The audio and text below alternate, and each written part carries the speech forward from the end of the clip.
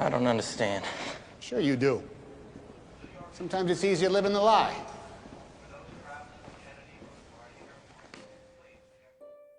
Ever look at yourself in the mirror and just wonder who that person is staring back at you? Sometimes our own self-identity is the hardest thing to grasp.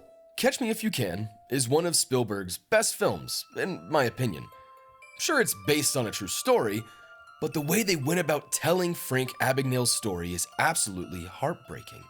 The character of Frank struggles with his own self-identity, and the imagery used to show that to the audience is powerful and so creative. Frank's story really starts once his parents get divorced.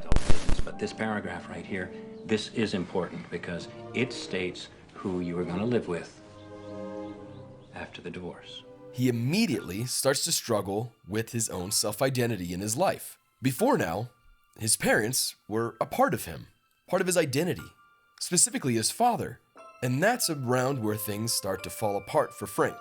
The divorce was partly over Frank's father's failure. This place is good. It's small, but you know, it's going to be a lot less work. A lot less work for you. He watches his dad lose the house, lose their car. Dad, how could you just let him take our car like that? He didn't take anything. We took him. He overpaid by $500. And his mom leaves. Frank's only way to get his identity back was to correct these mistakes. So Frank needed to find a way to make money. Frank decides to make counterfeit checks, but not just any. He makes Pan American airline checks, mainly because the banks have to cash pilots' checks. Not long after this, we get a shot of Frank in front of the mirror getting a suit for his pilot uniform. This is very important, but we don't quite know that yet. This is the first time the audience sees Frank counterfeiting his own self-identity. Frank pulls it off. He creates an entire counterfeit life, and he truly believes in it. It works. He looks successful. So what else to do? Well, time to show his dad. Frank meets with his father, and what does he do? He gives him the keys to a brand new car. Brand new, Dad. Red with white interior, split seats, air conditioning, the works. You giving me a Cadillac? Replacing the one that they lost. Frank is hoping this could bring his family back together, bring part of his identity back. When this doesn't work, Frank goes back to creating his new counterfeit identities for himself. We see Frank again in front of a new mirror with a new suit. Are you sure this is the suit, right? Positive. It's the exact suit he wore in the movie. Okay, I'll take 3. Attempting to create an identity like James Bond. It works for a little while. Frank is on the run. He's getting away with it.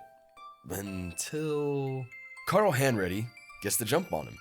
But sure enough, he creates another identity. Drop it! Relax. You're late, all right? My name's Allen, Barry Allen, United States Secret Service. Your boy just... Barry Allen, the Flash. Barry Allen is the Flash. Frank is so afraid of going through what his father did, losing more of himself, that this just never stops. Frank fakes a degree and creates a new counterfeit identity as a doctor. But in his moments as a doctor, this identity is very short-lived.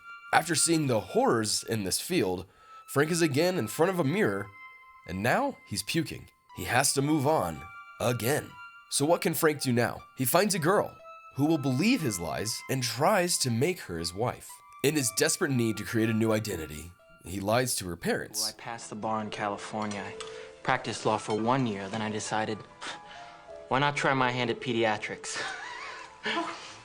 You're just full of surprises. So what could Frank do?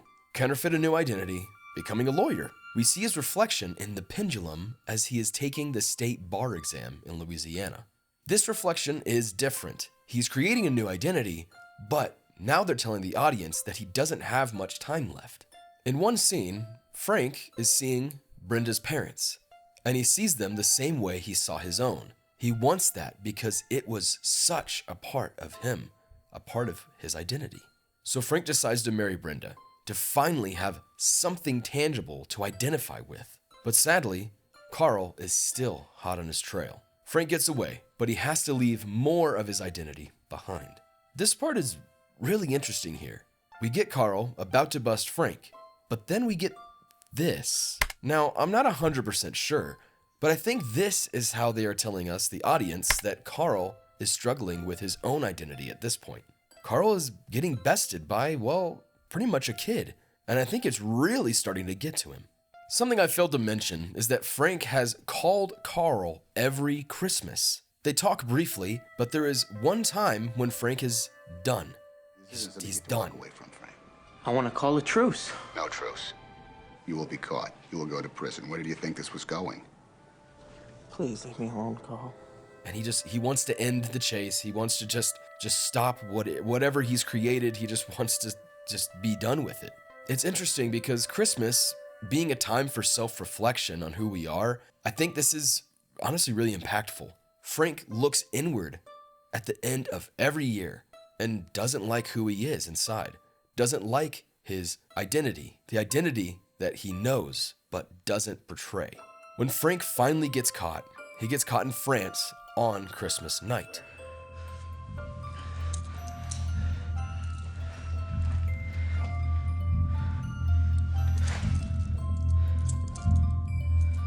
When Frank is being taken back to the US with Carl, he hears that his dad is dead. Frank, your father is dead. I'm sorry. Frank is now facing himself. No counterfeit identity, no fancy suit, no fancy name, no family left to attach his identity to. Just himself and his appearance, and it's rough. Finally, being face to face with himself, inside and out. Frank is sentenced to 12 years in Atlanta high security prison. But after spending time locked up, he gets the chance to work with the FBI, with Carl, to finish out his sentence. We get 2 more shots of Frank and his reflection. One is him in the cop car again, after realizing he has no one but himself and Carl. And then towards the end of the film, we get one of him staring at the pilot's uniform. Frank is still suffering with his identity, and he attempts to start the chase again. But then Carl finds him, and we get this line. I don't understand. Sure you do. Sometimes it's easier living the lie. See, sometimes we live a lie, and we don't even know it. Frank doesn't leave. He comes back and comes to terms with who he is and who he really wants to be. The movie uses these reflections to show Frank's struggle with who he is, who he wants to be, and who he is going to become. We all struggle to be ourselves, to identify all the parts of who we are every day. Sometimes we have to let go of certain parts of us, stop the counterfeit identity, and embrace who we truly are.